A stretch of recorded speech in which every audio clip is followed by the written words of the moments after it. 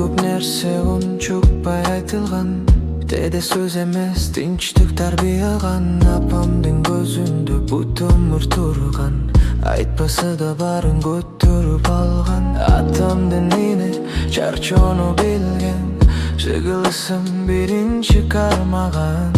Өзү кыйналса да көрсөтпөгөн, биз үчүн гана жашап калган. Теде кеч келдим байкабай, теде үн катпай өтүп кеттим.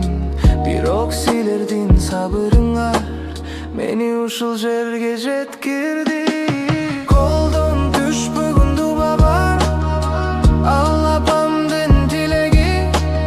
Сөзү аз, үнү катуу эмес, бирок өмүрдүк арман тиреги. Атамдын көзү унчукпаган, жол көрсөткөн чырак сыяктуу.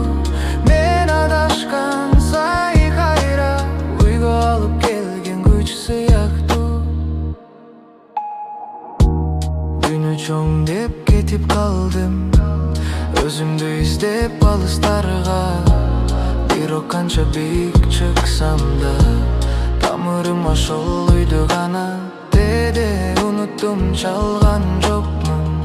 Кийин дедим, убакыт өттү, бирок силер күтүп отурдуңар. Үн катпай ошол эң оор болду. Аз сүйлөп көп көтөргөм, чыныгы күч ошондо экен.